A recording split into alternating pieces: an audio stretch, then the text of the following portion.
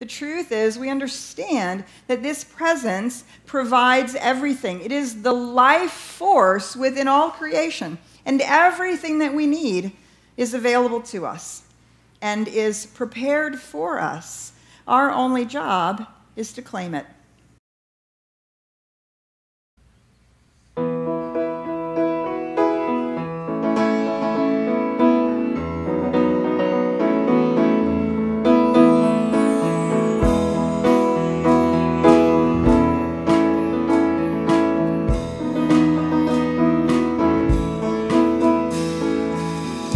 Colors fill the space, see the warmth in every face.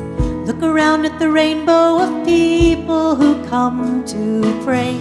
Single mother dressed in red stands next to a World War vet. And up in the front there are children, brown, black, and white.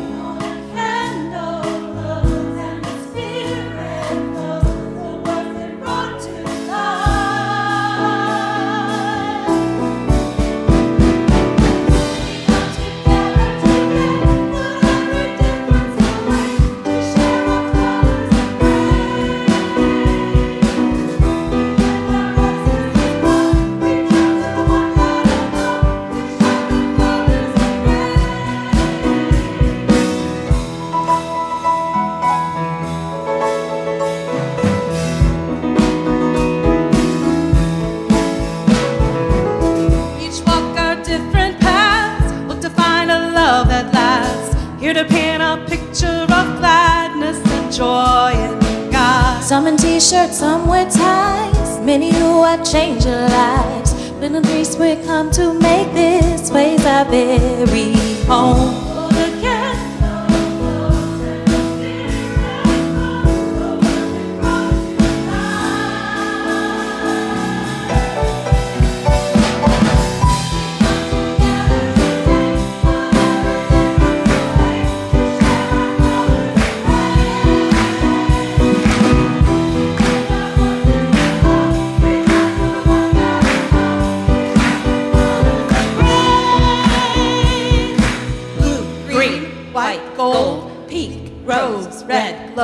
Purple nests, cool black, love lasts evermore. God flows like a rainbow. Our hearts know as the joy grows. We all show the colors of godliness. Oh, the candle glows and the spirit glows. The world's been brought to life.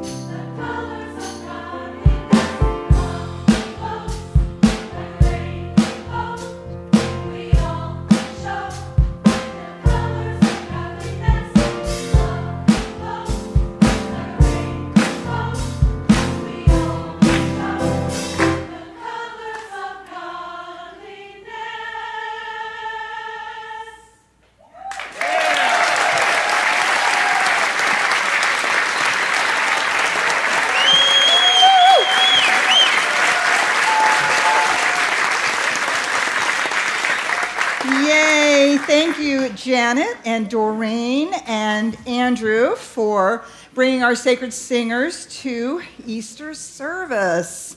And that beautiful Faith Rivera song, if you're not familiar with Faith Rivera, that was her offering. Thank you, Jonathan and Matt, for always holding the fort back there on the bass and the drums. And what a joy it is to come together to celebrate.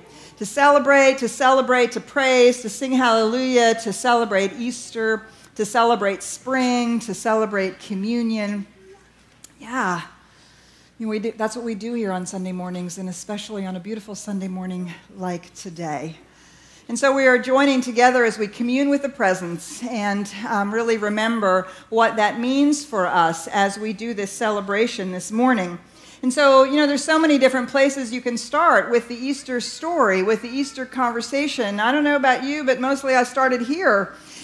This is where I usually started, with the Easter egg hunt in my backyard, my Easter egg tree. I don't know if you saw it. I posted on Facebook. That's a German tradition. We always blew out the eggs and dyed them and then hung them up on the branches that my mother would bring in as a representation of spring. And we would have the Easter egg tree. So I did that last year with my niece, and I have a new one that I put up every year now. And yet, that's not the only thing we celebrate, right? Reverend Karen and Hamid had such a beautiful opportunity last Sunday to talk about the powerful place where Easter starts with this experience and the celebration of the equinox, of spring, of new life. And Easter, if you look at the derivation of the term, goes all the way back to Astarte or Ostera, or however the many different ways you want to pronounce it or write it out. These are the traditional ancient goddess traditions, and it was all about fertility and sex, wasn't it? It was all about life, new life, creation, co-creation, procreation, all of the ways in which we see the ongoingness of life. And that was so beautifully shared and demonstrated last week. And bringing us into then this celebration. This is the Christian celebration that comes in this same season. And we are celebrating it today with a communion service, with a communion ritual, an opportunity for us to really experience that perhaps in a new way. Maybe some of you have never taken communion. Maybe some of you, this is a very a long time part of your tradition. And so we're going to take communion up in a little different way. What you may remember is that communion, the actual bread and the wine and the cup, the breaking of the bread, we see that in the Passover Seder dinner. We see that in the Zoroastrian eating of the body and drinking of the blood of the deity. All of these ancient traditions have come together, and we're allowing ourselves to celebrate it within the tradition that we walk here, this faith tradition that we walk here in the science of mind, spiritual living, finding a way to make old things new again, right? Ancient wisdom, new thought. Yeah, so the whole service is about communing with the presence, communion, this whole thing. So why not start with the word commune? And I checked on, Mr. Webster, and what he said is he or she or it, whatever the case may be, to commune with someone or something in a very personal or spiritual way.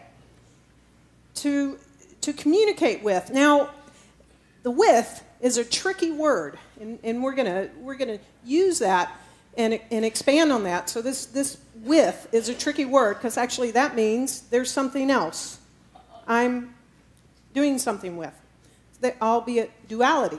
Well, so for me, commune means to be in close relationship, to be so close in that relationship that one can't even tell where the first begins and the other ends, right? Even that is tricky. There is supposedly two in that. So Ernest Holmes will bring what communion is, and he says, actually, communion with the Spirit is one of the greatest privileges of life. By communion with God, we do not mean telling the infinite what to do or how to do it. By communion, we mean silently entering into divine harmony and beauty until we feel that harmony and beauty in our own souls, in our own minds. So there's this silent communion going on between the individual soul and the invisible presence, right? But really, in reality, there is no separation between those two. When we commune, we make a conscious union of the self with the over self, of the mind with the spirit, of the personal with the universal, the micro with the macro. Ernest Holmes also tells us that it is most worthwhile to commune with spirit, to sense and feel it. We commune by listening and feeling the divine presence until the presence is real to us.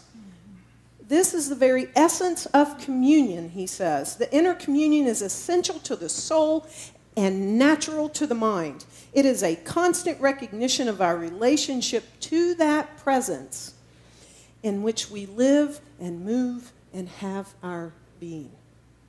Now, he's talking about it's also personal, to feel it, to sense it, until we actually know it, right? So this inner spiritual communion provides inspiration for us, a way for the ideas of spirit to flow into our minds and out into what we are doing.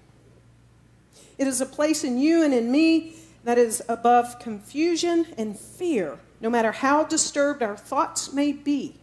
So if we get quiet long enough and listen deeply enough, we shall hear and know and sense and feel this presence. Now, the interesting thing is, we already are this presence. It's already that which we are. So it's up to each of us to really know that by sensing, feeling, and experiencing it. So what is this thing, the presence? Well, who knew the presence is God? Okay, good. Okay. Am I in the wrong place? Nope, just checking, making sure they're paying attention. So the presence is God, universal love, universal life, spirit, whatever we choose to call it. And you and I are surrounded by it, we're immersed in it, and we're completely contained within this presence. However, again, to commune, to meditate upon the presence of God, Ernest Holmes tells us it is to draw in. He calls it to draw inward the universe into one's own soul. But he might be leading us a little astray because, again, it's to draw something inward. That means there's something separate from me that I need to draw in. Not really the case. The reality is that there is no need to perceive that there's anything you actually need to bring from the outside in. It's everywhere present. It's all of us. It's in each of us. And it's our personal experience, our personal inner experience with the presence. So Ernest Holmes again tells us that the presence of God to you must be an inner experience, a spiritual conviction that is real. You must know that God is right where you are and not separate from you. So every time your heart beats, he says, it is responding to the infinite rhythm no person has ever fathomed. We can't fathom it, and yet we can know it. Every time you think, you are thinking creatively because your mind is one with the creative spirit. Every time you love, you're loving as the one love. So this presence of God is not separate from you. This presence of God is within you. This presence of God is you. And this presence of God is as near to us as our breathing, isn't it? And when we breathe, there's enough of the presence. And so when we come to celebrate this presence and commune with the presence, we use symbols, metaphors, we use rituals to not only outwardly symbolize these truths, but to invite us to deeply experience them in a very conscious way. And so we begin with the bread. with the bread that, well, you bake in your own oven, and how many of us have broken bread in celebrations our whole lives? We can trace that back into pre-recorded history, the breaking of bread together in community, and the bringing together of people around the shared table. But beyond that, we recognize that bread is the symbol of all the physical substance we will ever need. Give us this day our daily bread. Not to just speak about bread, but the bread symbolizes all of creation and all of our physical needs. And Jesus reminds us when he tells this story, and he asks, which of you, if your son asks for bread, will give him a stone? How much more will your Father in heaven give good gifts to those who ask him? Now, we know he was writing in a patriarchal time, so whether that's a father or a mother or a great spirit or a loving presence or a divine reality, the truth is we understand that this presence provides everything. It is the life force within all creation, and everything that we need is available to us and is prepared for us. Our only job is to claim it, is to go to the banquet table of life and to fill up our plates and to take what is there for us. The table is always laid for us. But Jesus goes on to say this, man shall not live on bread alone, but on every word that comes from the mouth of God. So our physical substance is not enough. We cannot live purely on the physical plane if we understand who we truly are, divine beings having this human experience. And so we share in the wine. And in the ancient traditions, the bread in the Hebrew Bible, in the Christian Bible, the bread always represents this physical world, whereas the wine represents the world of spirit. Why? Well, think about it. Wine ferments, doesn't it? And when we drink it, we are in the spirit, so to speak, are we not? And if we truly enjoy our wine in a great deal of enjoyment, we are in an altered state, are we not? Rumi says this, be wild and crazy and drunk with love. If you are too careful, love will not find you. And so the wine, it represents that inner spirit, that presence that is in the dark within us, in the cave of our heart, our consciousness, and it ferments there. And when we allow it in, we are altered, are we not? And as we live not purely from the physical human reality and the needs that we think we need there, but we live also from that spiritual reality, and we allow that to move in us, we are changed, are we not? We are transformed into the greater truth that we already are.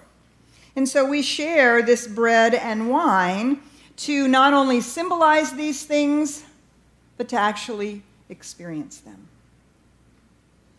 And by experiencing them, we are here today to celebrate our divinity.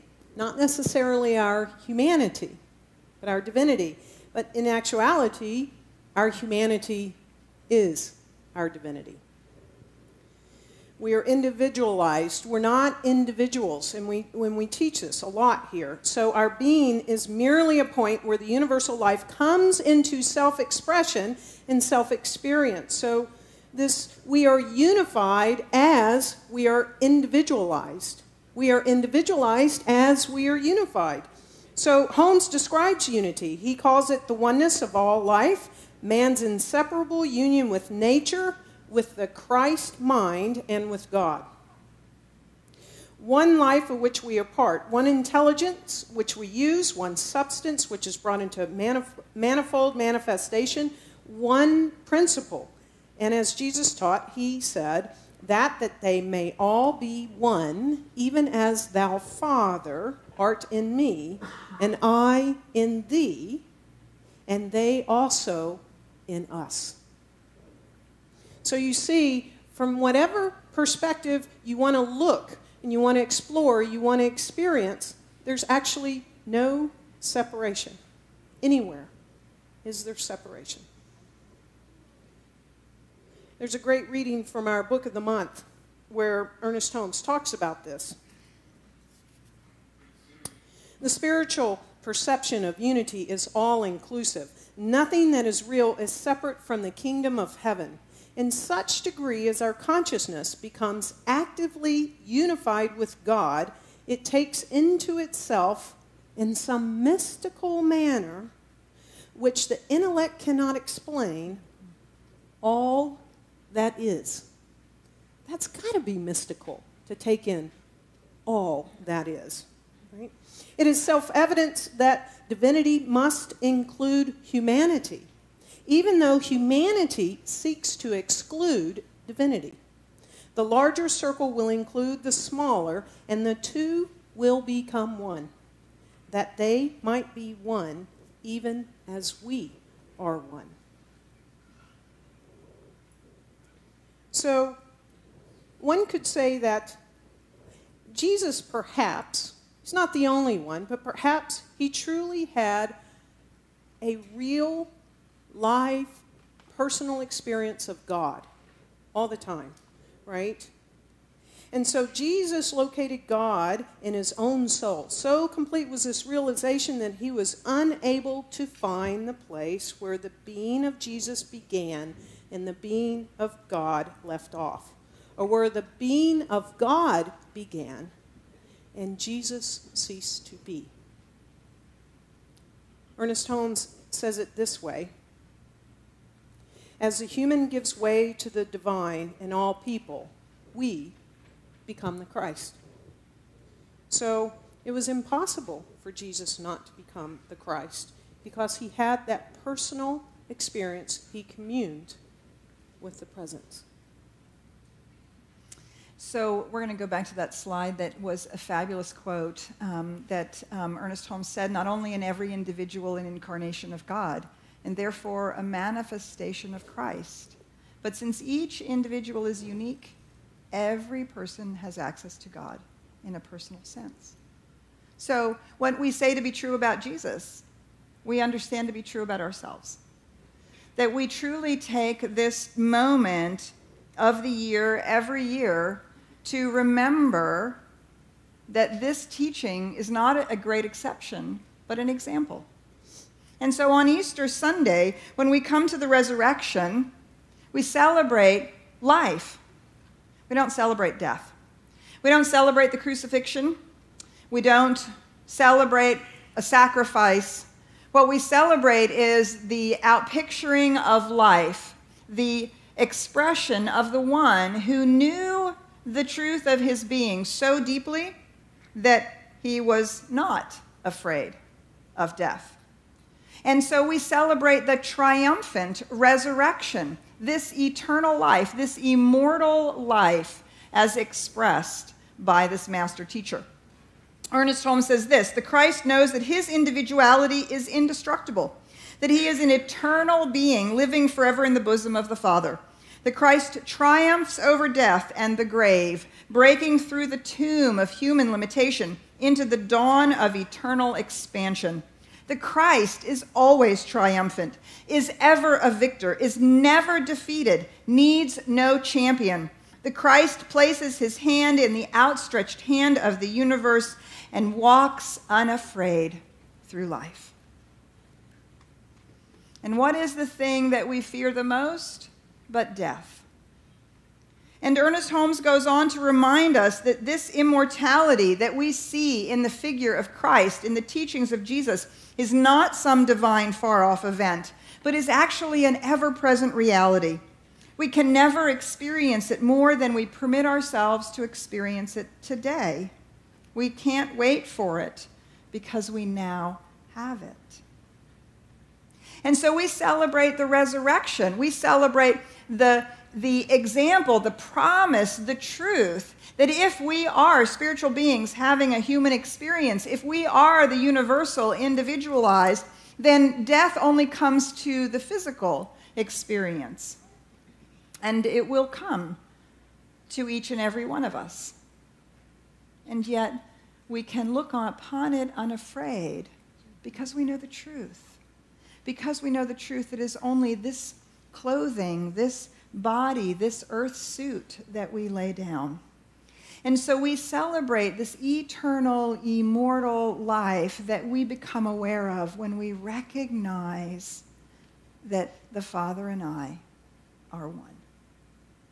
And so we use this communion celebration, this communion ritual, for us to really stop and to be with how the human, the bread, the physical life, and the spirit, the wine, how they are truly a part of the wholeness that each and every one of us is. And this eternality, this immortality, this is the banquet of life. This is the gift. This is the table that is spread for us all of the time. And when we are not afraid by that great thing that we are most afraid of, we begin to lessen our other fears around life. And our light shines more brightly. And the truth of who we are really comes to the forefront. And we are able to experience that abundant life and be the light that we came here to be. So we want to close this morning with one of the most beautiful things I think Ernest Holmes ever wrote. If you're not familiar with it, it is the opening poem of The Science of Mind. While that is a wonderful, heady, philosophical tome, he invites us with this. And we invite each of you with this poem. Peace be unto thee, stranger, and be not afraid. I have left the gate open, and thou art welcome to my home. There is room in my house for all. I have swept the hearth and lighted the fire. The room is warm and cheerful, and you will find comfort and rest within. The table is laid, and the fruits of life are spread before thee. The wine is here also, it sparkles in the light. I have set a chair for you where the sunbeams dance through the shade. Sit and rest and refresh your soul. Eat of the fruit and drink of the wine. All of it is yours, and you are so welcome. Welcome to the banquet of life, to the truth of who you are, to the magnificent light that shines as you. And so as you come to this ritual table this morning, we invite you to feel that welcome and to be in the presence and to take it in. Not because you're drawing something in from the outside, because it's a moment of remembering. With my hands, I break this bread. It needs my heart to make it whole. Gathered in with sweet abandon, made with love. It feeds my soul. Let us join in perfect union, communing with the presence, partaking of the essence, human and divine, earth and sun, the two are one. Human and divine, earth and sun, the two are one. Let us pray. allowing ourselves to simply rest in that truth. The two are one. One life, one infinite power and presence, one love. My life, your life, the life of all people, the life of all beings everywhere. Divine reality expressing itself through creation. And so today we have simply celebrated this truth in the deepest way that we know how. And we may stand witness to that love, to that light, to that life, as it blossoms and shines forth in each and every one of us. May we be renewed by this communion. May we find ourselves crawling out of the chrysalis of humanity and soaring away on the wings of our divinity. Bread and wine, earth and sky and sun and sea, life and death, you and me. The two are one, always and forever. We let it be, and so it is.